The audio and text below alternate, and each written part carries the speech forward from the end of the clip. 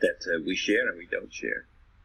Exactly. So my expectation is you're going to make several points at the aspect of spirit of Europe, Right. Instead of spirit of Japan. So I Right. wrote a book of what is the spirit of Japan. But several points you should have. First of all, what's the difference between among spirits of both Japan and Europe? And second is you might be a speaker some disagree of the Japanese spirit. And third is I think you're going to recommend for Japanese more better consideration for Japanese culture or attitude or whatever else. And finally, I think you're going to make some additional recommendation how to going to make better relationship among Japan and Europe. So sort of things I want to discuss with you. And that is among of them in the midst of those European countries. So I think you are the most preferable person bridging Japan and Europe. Okay. So this is my concerns. Right. So I don't have a chance to. Okay, this is very interesting. After writing this book, my concern is usually Japanese people and European people never discuss about those issues. Okay. Also, Japanese people they themselves they never thinking about in depth of detail, deeper sort of those areas. So they currently almost kind of Japanese spirit they don't have it, but maybe you, even if your wife is Japanese, but you never talk about these issues with Japanese people beforehand. So maybe this is the first time you get to know the spirit of Japan. Maybe you also, oh really, kind of sort of issues you should have. Yeah. And also Japanese people don't have studied the history of those areas. They don't know that. So I think we try to discuss about those areas with you, and you will know more detail about Japanese background, Japanese short background of their history, and also I'll get to know about European people's how they are thinking about the Japanese people. Right? Okay, let's go to start. Are you going to show video? Yes. I see poor network connection. I'm not sure which of us it is, but could it be you, Uno-san? Huh? What? Are you close to your router or? Yeah. Okay. So then it should be fine. What is the difficulty? Today is the voice is okay. Last week was terrible. I couldn't prepare your voice recording. Both of you very hard to listen. Okay. But today is no problem. No problem. But Takashi, his voice level is so low. I think the microphone volume is going up. Otherwise, it's difficult, very hard to listen from your voice. Okay. Today, recording no problem. All right. Uru-san, you're recording on your end, right? Yes, I'm doing. I'm starting now. Okay. All right. Oh, by the way, first of all, you can summarize last week what did you do? Then we're going to start video. Right.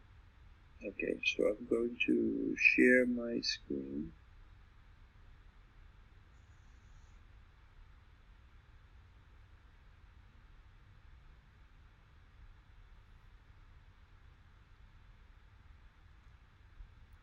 All right, good morning. Today is June 4th, Monday morning, 7:30. Last week we kicked off with a series on European culture, and European culture we will draw a comparison between Japanese culture, Japanese origin, and European origin, European culture. To do that, it's very important to have a basic understanding of the history, because the history is what shapes us. And I made a start looking at European culture.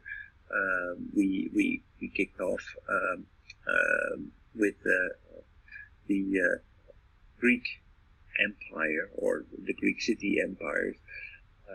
That was the first, basically the first civilization in Europe. It didn't come out of nothing, of course.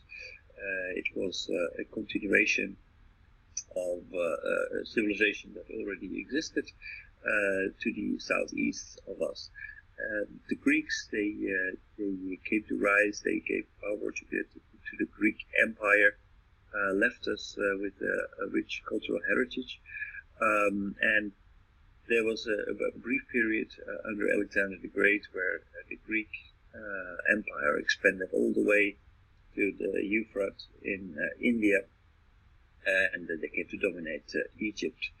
They left us with philosophy, art, science, and it was, but it came to a fall with the rise of the Roman Empire, or actually, to be more exact, it actually became part of the Roman Empire. The Greek civilization became the foundation of the Byzantium Empire, which lasted for more than 1,000 years. By the way, do you remember how many Greek civilian, Greek citizens did they have? Do you remember? 30,000? How many citizens? Yeah, 30,000. So the people who would actually vote, and yeah, that was actually a very limited group. I think the people who would actually be involved in politics and theater, that was a group that was about 20,000-30,000, not more than that. Okay, 20,000-30,000. Right. Yeah, so the rest were slaves, women, children. Yeah, exactly. That I try to confirm how many people are there. Right. Right. And actually, if you're interested, I looked up some information about daily life in Greek society. Do you remember the 2 weeks ago? My question is, okay, top end people, okay, they study philosophy, they involve politics, they are doing some sort of high end, kind of knowledge or wisdom, so forth. But my question was more than 90 people of citizens. What is their happiness? How are they going to attain their happiness? This is a very basic democracy. Very basic is are they going to feel they're happy? Or this is my definition. Not by people, for the people, to the people, but people are happy or not. So how they maintain their situation of happiness situation for many years? I don't know. I can't forget that 300 years. Well, I think that actually one of the things that you didn't include into your list is actually that a lot of them were involved in army-related activities. So protect or warfare, to protect their city-state or warfare. That was a very important task of the men who also engaged in democracy and arts and what have you. But what also kept them busy, by the way, what's interesting is that every, for example, every drama, every theater was only to be performed once. So people writing, producing, and everything that was the actual performance was only once. Then they needed to start a new production. Right. So that also kept them busy. Well, democracy debates, philosophy, etc. also, of course, were activities. The role of women was different. They were more into their life was more centered around raising children. and raising, actually managing the slaves was also an important role for women. So it means they had every night some event or some show or something like that, right? Every night. Yeah, they had. Well, I don't know whether it was every night. That I don't know. But I can.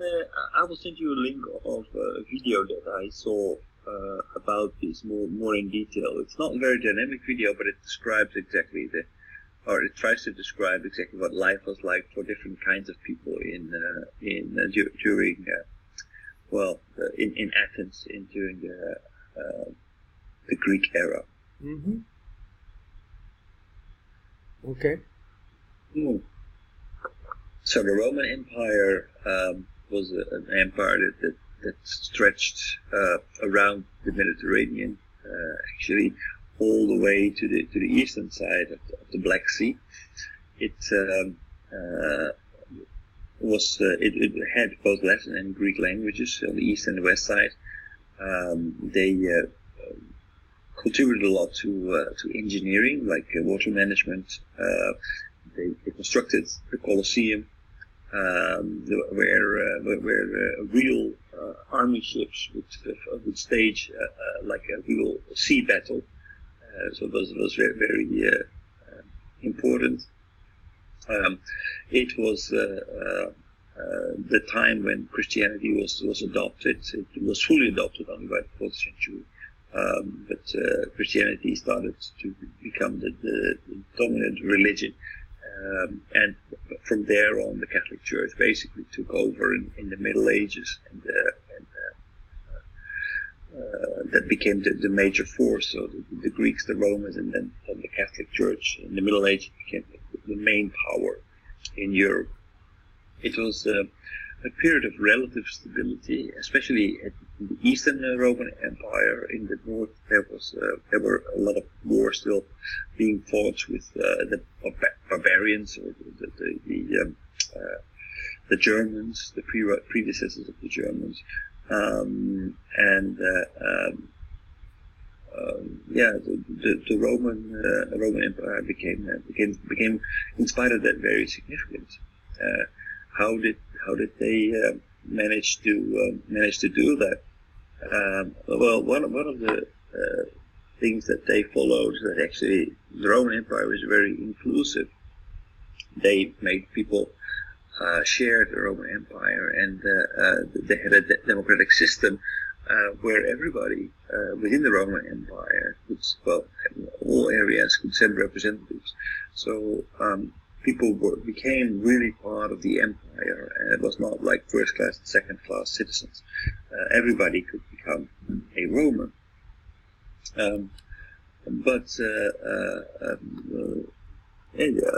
There was very strong leadership from Roman empires. It was famous for democratic rule, but that changed gradually. More and more empires began to run, and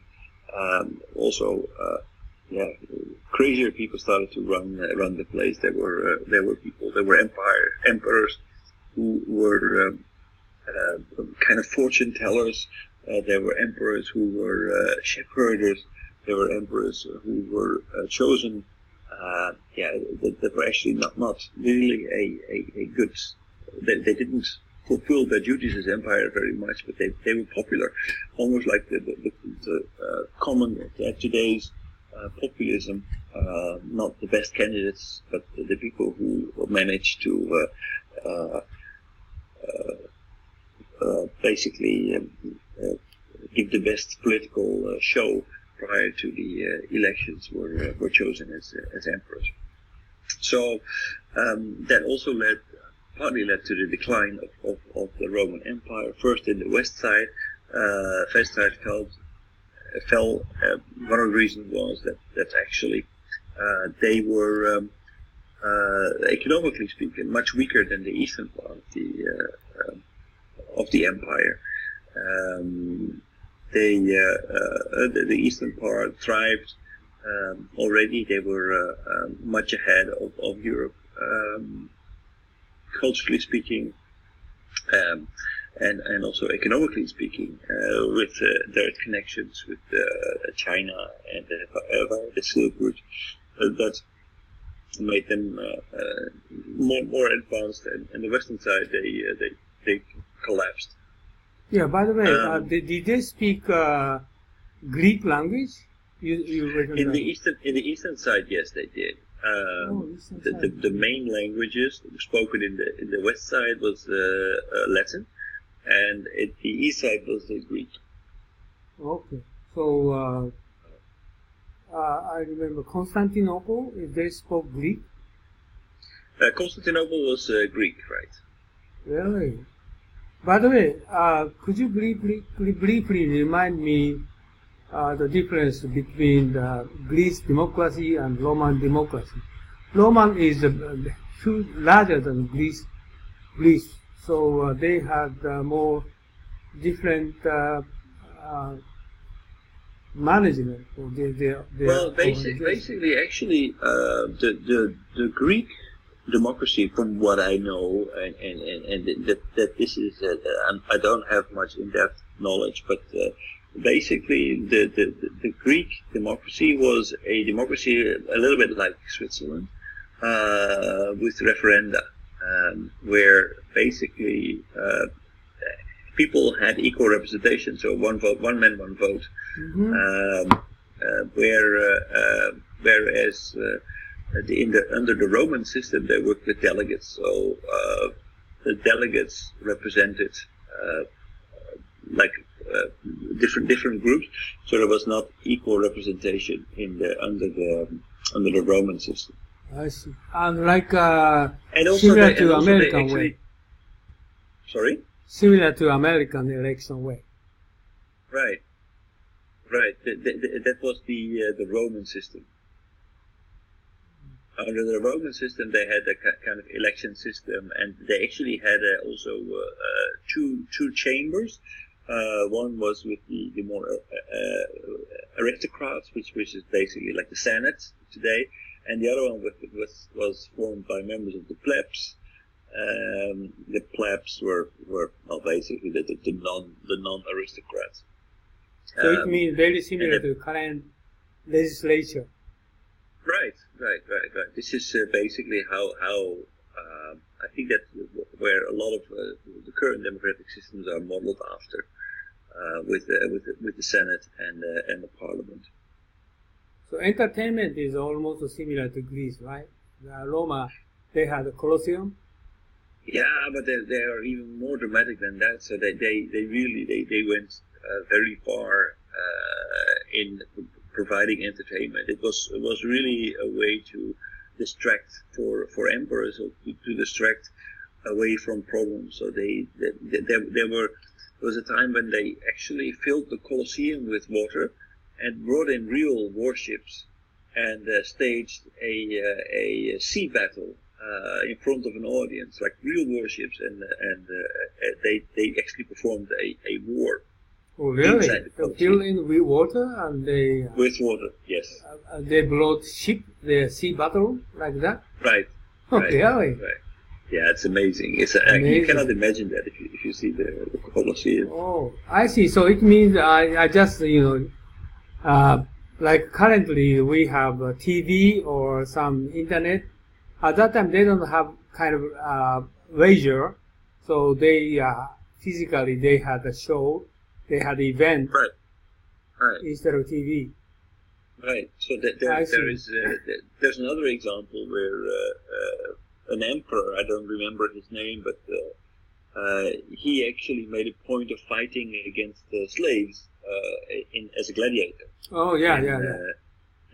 And movies, he was killed by a slave. So that's right. And also the other issue, my concern is they read the books.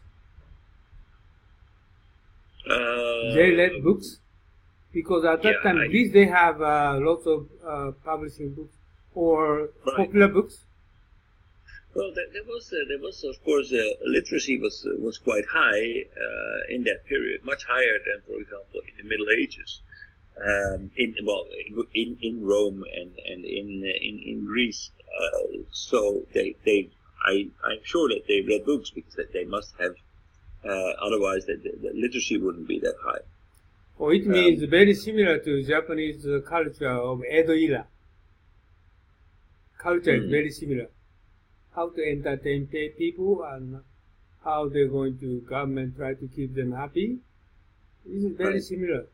And of course, the Edo era, they don't have any battle, but this is different from the Roman Empire. But culture or some how to keep them happy is almost very similar. Oh, they didn't have any battle in the Edo era. I thought that they had lots of battles. Well, among the people in. You mean the Roman tribes. Empire, right? Yes. But I'm talking about. I understood that at times actually there was almost a 50-50 balance between farmers and the what's it called, the soldiers, and that the farmers were to support all the soldiers in order to keep them safe. So if in such a society there must be quite a lot of wars, otherwise that's not justifiable, is it? You mean they had the war? Right. I visited Nagano Castle. Was Matsumoto Castle. Oh, you're talking about Japan? Yes. No, they don't have any war for 300 years. Okay, you mean you're talking about some upheaval of Christianity? No. I'm talking about internal conflicts between landlords. Oh, no, they just only the 50 years of the 1600, only 50 years. But 300 years is very stable. No conflict between landlords, no uprising. No, central government made judgment for their strike. Okay. So that must have been prior. I don't exactly remember the period prior to that, and when exactly the which period the exhibition stretched. But I was very impressed with the fact that according to that exhibition, that half of the population was samurai, and they were supported by the other half of the population. Oh, okay. At that time is before 1600. Mm-hmm. After 1600, 1620, Tokugawa Bakufu prohibited using sword. Okay. And Bakufu was strong enough to maintain that? Yeah. Just limit, just prohibited for strike. So very well organized centralization. And since then, so 300 years very stable, like Roman Empire. The Roman Empire culture, Roman Empire still battle and struggling for the continuing their history, but culture or how to entertain, how to satisfy the citizen are very similar to Edo era. Okay, interesting. Yeah. Well, in Europe actually we had long periods of conflict and war. They're different from Japan, which actually later on I think also is one of the explanations how come Europe became to actually the major colonializing power. Oh, okay. My concern is why Roman Empire and Greece Empire. My concern is now is the recent world current situation. Well, less. Okay, Middle East is stable, gets stable, and the world is getting more stable, and peaceful era is coming on. Then how we're going to control a country, give them happiness, how to sustain the democracy is a very similar situation like Roman Empire, like Greece Empire, like Japanese Edo era. In that case, the world is get stable, then government, how they're going to control those people. Right. Right? So, currently, like you consider the United States is one example. They just 0.1% of the people, it's 400 families, occupied how many percent? 30% of GDP. This ridiculous situation is coming on, and the middle income people is disappearing. So and also the population of government is more authoritarian people. They are forced to doing that. So kind of some sort of different situations coming on the surface. So we need to consider how people give them more happiness. So this is a new I by myself thinking about new tendency for how to keep the people stability or stable country. How to do that? So this is a next 100 years concern.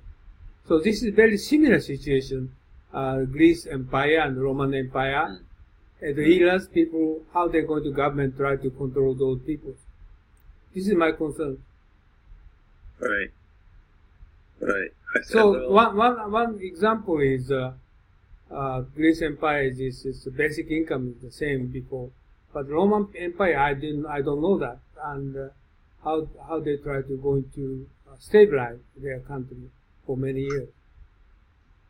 That was very difficult, actually. Do you know that China is the same situation, very similar to America. China is also very few people who occupy the economy. Okay, and majority, especially rural area people, poverty is very serious. And farmers coming to the city, their number is almost similar to 300 million people. They cannot get the FUKO, it means living certificate, so they cannot get education. They can't get the benefit. So the young, especially for the second generation of farmer living in town, they are very much irritating, frustrating now. So this is a very similar situation. White people in the States, especially for farmer in the States, they are not anymore middle class. So this is China, and you consider China is more than 1 billion. So America is 300 million, but this is those big countries cause problem. It means India will follow, and then Russia has not so much population. And Europe is the old country, so they are stable compared with China and the United States. So world is coming back to like those days, situation. So we need to. That's the reason why I'm interested in for those ancient ages. As government is how to rule those people. Yeah, but so another interesting fact is that actually these kind of movements, like the rise and collapse of civilizations, where we're looking at history, like Roman Empire, Greek Empire, actually it never recovered, right? Whenever it was collapsed, there was always something else that came in place of it. It's not like there was maybe with the exception of China.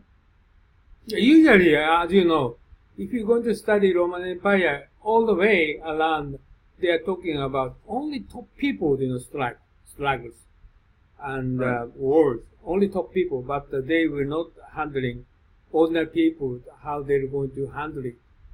It means how they're going to rule those people. Right? Right. So just reading them, I've studied that Middle Age Roman Empire, but they just only talking about when I was written down democracy, and at that time Greece and Roman, they're only talking about top people strike, who's going to take the government and the who's rulers and how they're going to defeat the other and so forth. Well, an interesting element there, I think, is what you see at the latter half of the latter part of the Roman Empire, for example, is that actually when the Roman Empire is in decline, the emperors who rule the Roman Empire become bizarre people. They obviously not qualified for their job, but still they're being put forward as emperor. And maybe we can learn something, that if history repeats itself, indeed, then there is an indication how a society, how an empire is doing by looking at its leaders, and based on that, we can see what the state of the empire is. Decline, the reason for decline the Roman Empire, it was corruption? Well, it was the reason for the decline, for the collapse of the Roman Empire. I think that had more reasons than that, and basically, but one of the things that we saw was very poor management from Rome. Now, the question is that a cause, or is that a result of the collapse of the Roman Empire? What do you mean? You can say, okay. What do you mean, poor management? Poor management. Basically, the emperors became bizarre people. So not people of virtue, or people who actually exercised strong control over the Roman Empire. They became like clowns almost, who were put forward because they were admired because of their physical strength, for example, or because they had fortune-telling capacities or things like that. But people like that became emperor, and maybe that led to the more rapid decline of the empire, or maybe it is a symptom that empires in decline have weak leaders, elect weak leaders. Not like a deficit or a fail of finance issues, no? Well, that yes. I'm saying that this is a symptom. This could be a symptom, not maybe not necessarily the cause, but it could be a symptom. I'm a little bit surprised because I added two links to videos.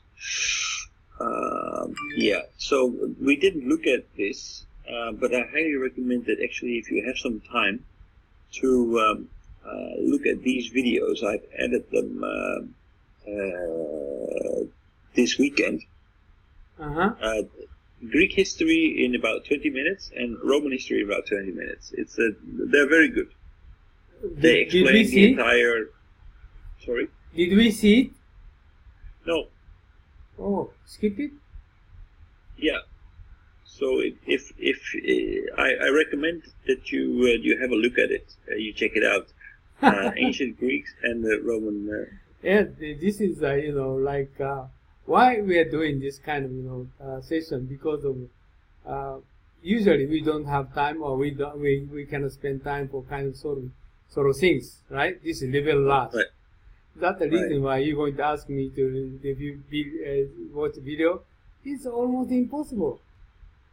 But it's really good. Actually, it gives you a very good idea about the dynamics that went on, and I know that. Even Takashi, me, or Kimoto, or any other person, are they going to study Roman Empire? No. All those Japanese people, never. Okay. So just only this time span, we just only focus on the useless work. But this is useless is most important for the rest of the time, our time, because we get wisdom from this history, and what my aspect for this for this Roman Empire, Greece Empire, this is just future for current world democracy. Okay, what we need to thinking about past history. Okay, nobody's thinking about that, right? So this is very, very important for us. And I'm going to currently I'm writing American democracy, but what is the basis for the consider for democracy? What is the definition of democracy? No. You need to consider for the history. This is a history, right? So Yes. you got to ask me to. No, it's almost impossible to review the video. So you can judge. We had better view this video. Okay, you should show this video now. Otherwise, we don't have a chance to see it. I think it's actually it's really good. It's really good, but then we will not reach to the Industrial Revolution. Yeah, exactly. So your judgment, like my lecture is the same. Okay, I had better show them the video, or I had better not show the video or show the video. But currently, if I'm going to pick it up the video on this my material, I force them to see. Okay, force them to see.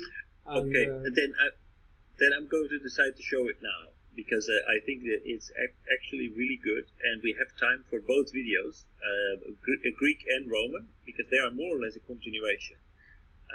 And I think it's also based on the question, based on the way that democracy worked, and what we are going to do, discuss Western and Japanese philosophy. I think that's it's very important to understand, because this is the base, the foundation of our.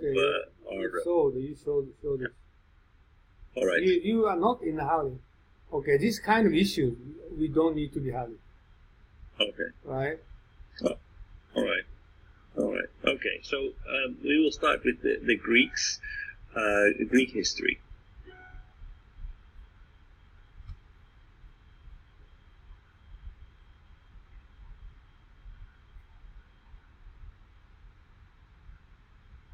And I'm not 100% sure whether you can hear it. If you cannot hear it, then I will take off my ear.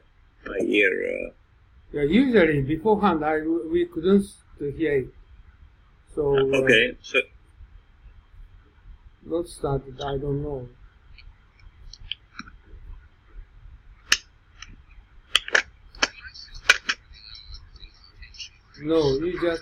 No, I can't hear it.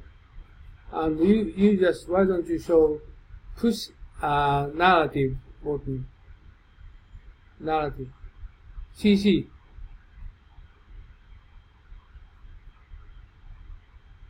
Yeah, that one. And yes, push it. You push it.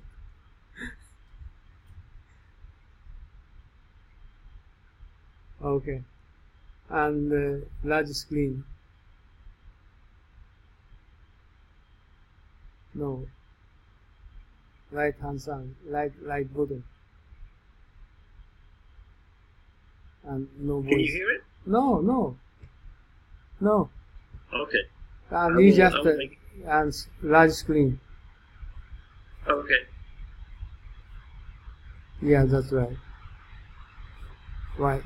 Okay, great, but no voice. It's kind of an autonomous center of culture, but in this story we learned that actually Greece was in itself an area that was invaded by barbarians that started to colonialize, that started to grow, for example, their alphabet, etc., from outside of Greece.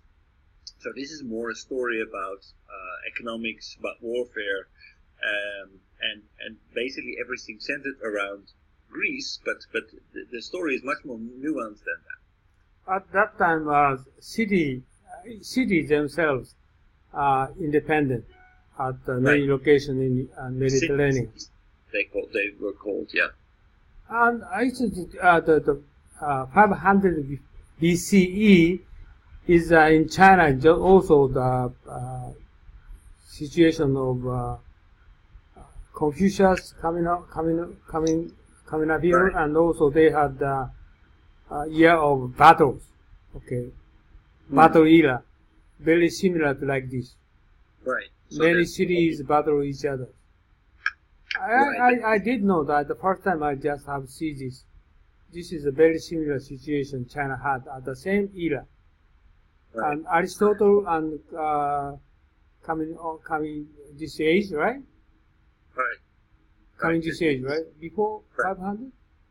Socrates, Yeah, yes. Socrates before 500 BC, right? Right.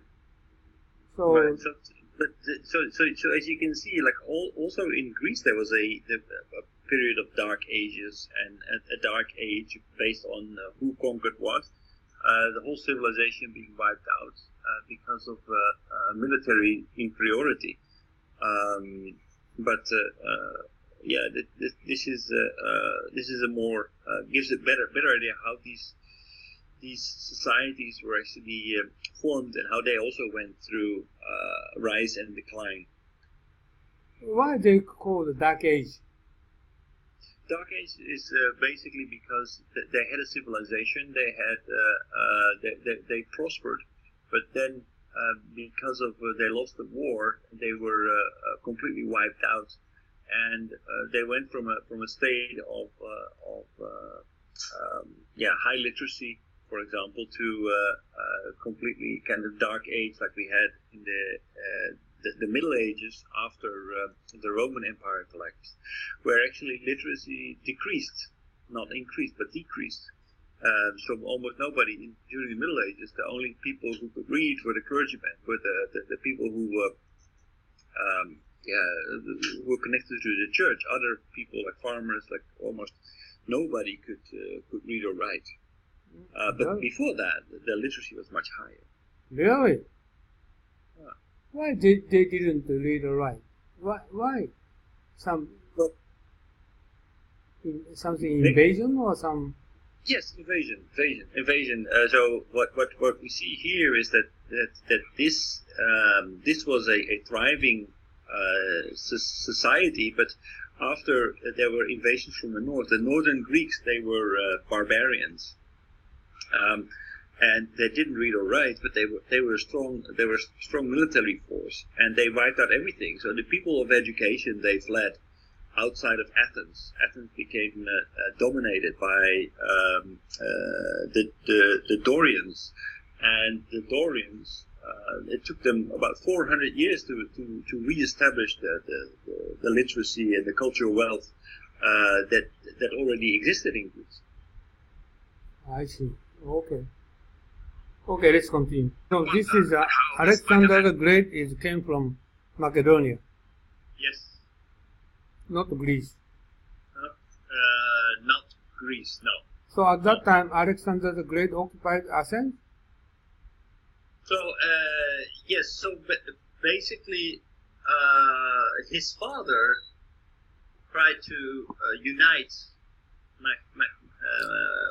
Macedonia with Athens and Sparta.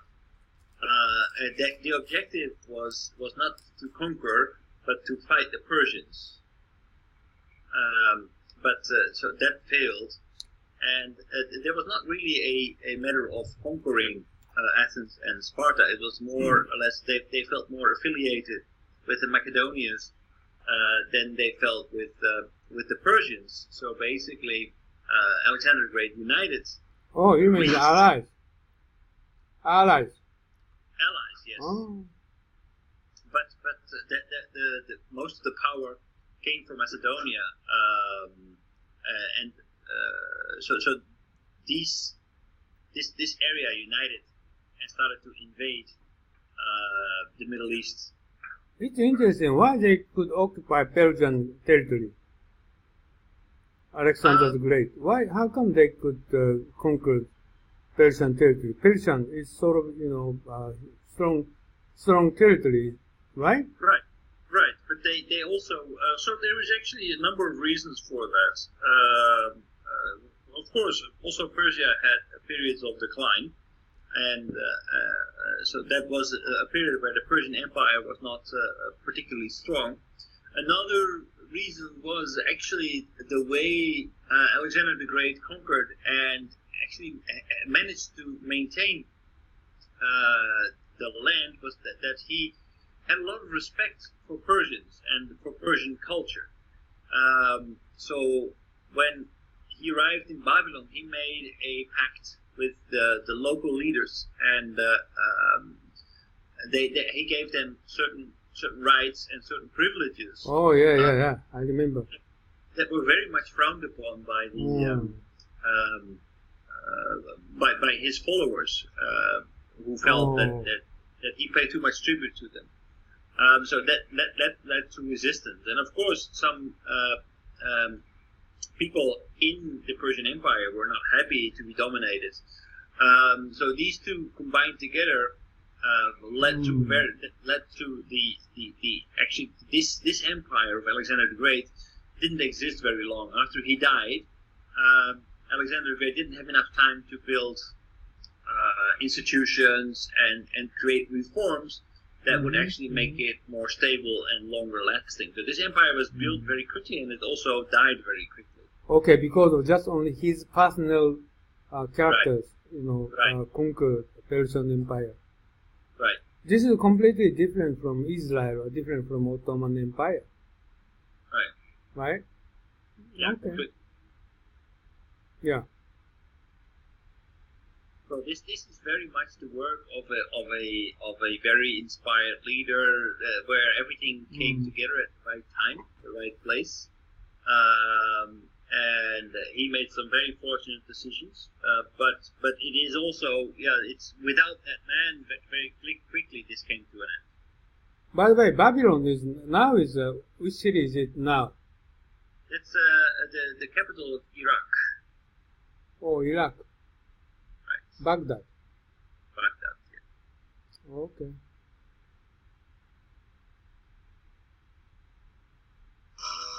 Greek decrees have been found urging the spread of Buddhism, but Alexander died young. Babylon, the place of his death, had become the capital of an empire, which immediately began to crack at the seams.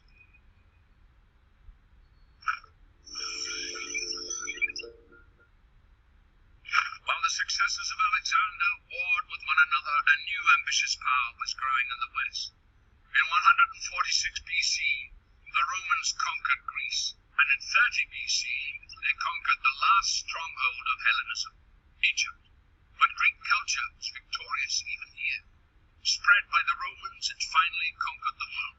Romans began to read the Iliad and Odyssey in Greek, followed by the Greek New Testament too. In 330, Emperor Constantine built a new city on the site of the old Greek colony of Byzantium, Constantinople. This was the starting point for the history of the Byzantine Empire, which extended the life of Greek culture another 1,000 years, leaving us the weird Russian alphabet, for instance. Did you like our video? Very interesting. This video is very good. Yeah, it's very good. But there's also one. Shall we start with the Roman one? That's very much connected. I see. Good. First months, yeah. Yeah. Wait a minute. It is in the 200-year struggle for these rights that the Republic, literally meaning public faith, will be formed. The plebeians would make up the backbone of the army, and to have their own way, they would threaten the fledgling state with immigration to a neighboring hill. Yes. Each time, the scared patricians... Just these two guys and also following the parliament members. And who are they, the bottom line people? This is citizen? So the bottom line, they're the member of the plebs. The plebs basically means the non-aristocrats. Non-aristocrat. What do you mean, non-aristocrat? Non-aristocrats. So the patricians are the so-called aristocrats, and the plebs is that they're not poor people or anything. It's just that they are not aristocrats, so they could not be part of the Senate. So they became part of the public council, and the public council is actually basically parliament. No. Middle people is parliament, right? Middle people.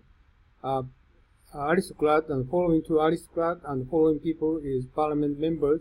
Then who are the bottom line people? Yeah, those people. Who are they? This is a parliament, right? And you showed the middle one. No, you don't need to go back so much. Tarquin was expelled, making him the last king of Rome.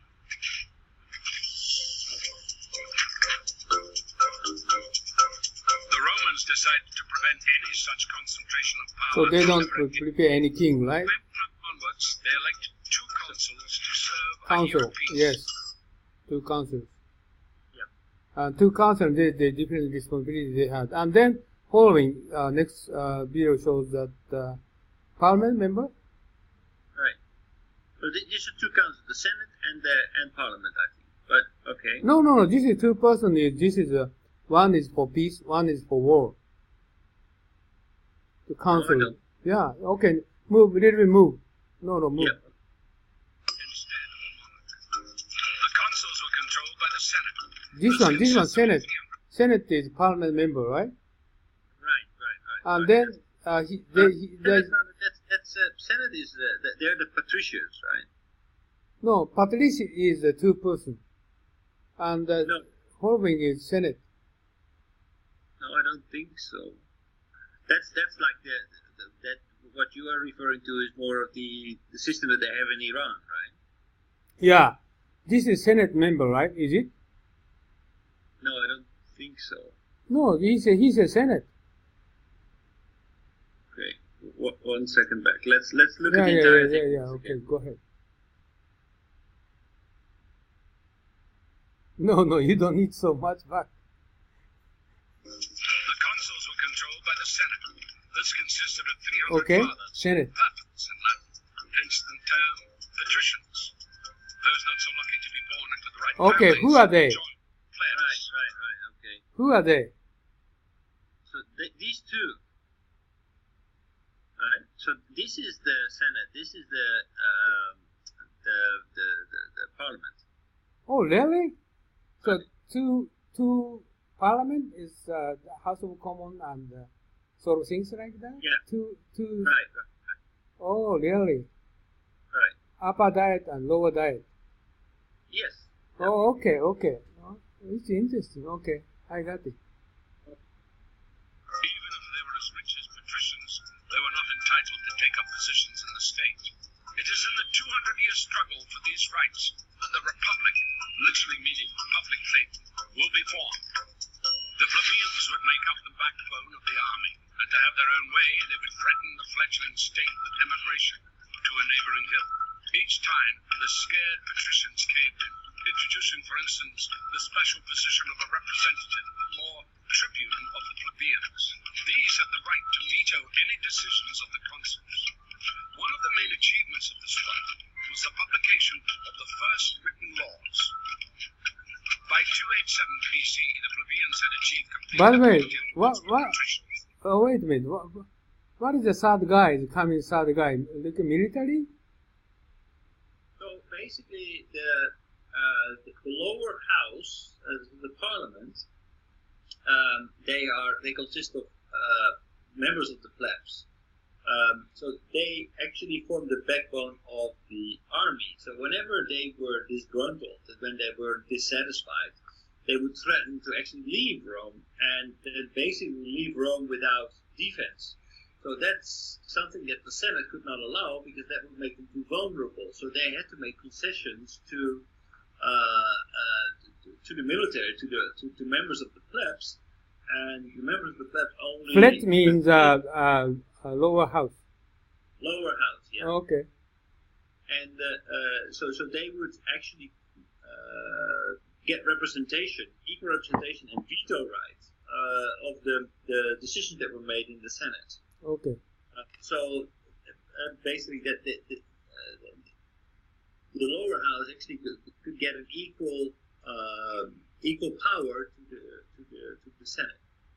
Okay. By the way, it's time to Ed. So you're going to show this Saturday. Right. Okay. And Takahashi, do you understand? You cannot follow, right? Do you remember I teach this one, Roman Empire, when I have a lecture for democracy? You forget it? Yeah, I remember. Is it too fast, Takai-san, or too little information? No, too fast. I think you need more polite explanation. Otherwise, this is a very good hint for current democracy. That's the reason why I ask you to study ancient Roma. Okay, this is very important for us. Right. Very similar to current issue, similar issues, current problem we have. Right.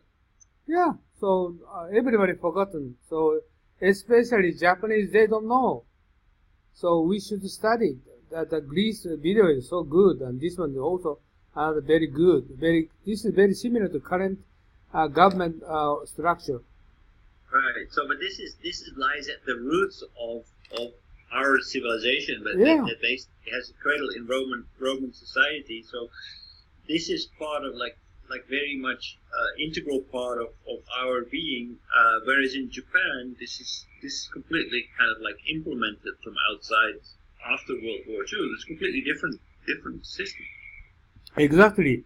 Recent, I studied democracy more than 1 year, and my definition, the conclusion is democracy basically not for the people, by the people, to the people. Basically, democracy is not election. Democracy is how civilian, how civic people, they feel happy or not.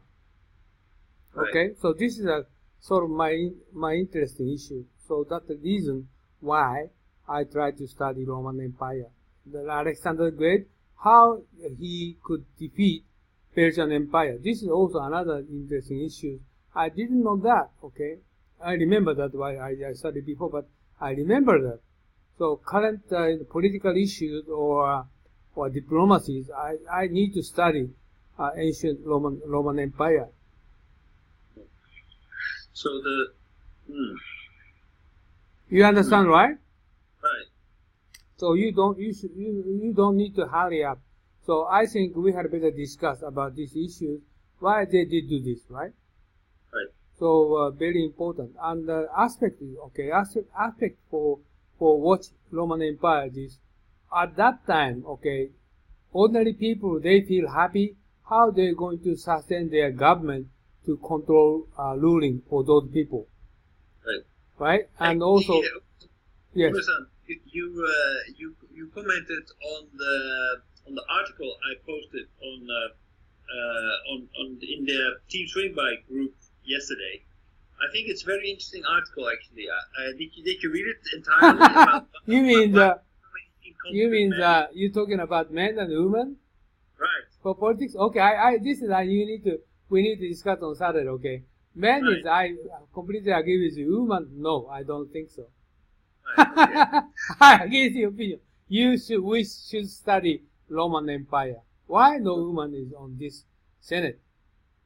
Right. This is a big reason behind the scene. And why in China they failed at Empress failed the country. Why they failed? This is very important. We need to study. Okay? And Japan is also, we had Empress in the past. We had a lot of problems. Why had a problem? Why Roman Empire, they didn't accept women? This is the reason why. Oh, okay. Okay, we need to study history. But recently, I can't openly speak out.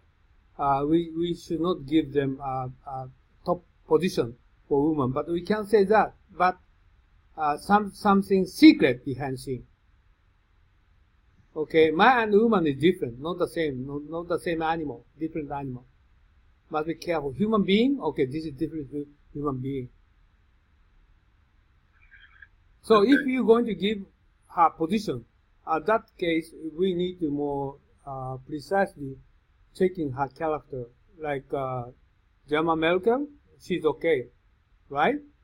Why Right. she's okay? And Theresa May in British, she's not okay. Why? So this is the reason why we need to consider for the kind of criteria to be the president, to be the prime minister. This is we can say man or woman, but we need to precisely consider for those. But current America is man. It doesn't matter woman or man. This is a purely ordinary people. Their tendency for authoritarian. Right. Not Trump. Okay, people they themselves they like authoritarian. Right. This is very similar to 1930 in German.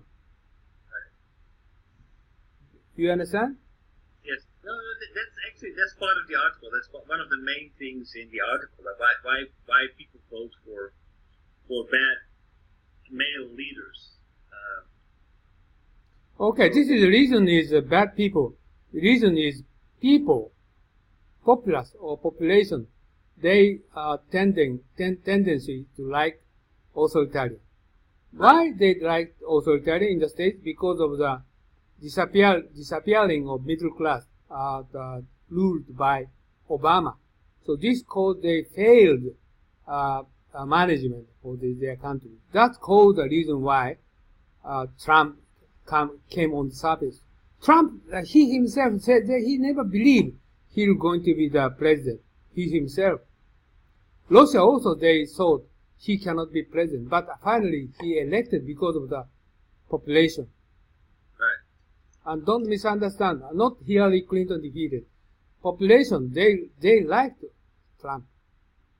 That is the problem.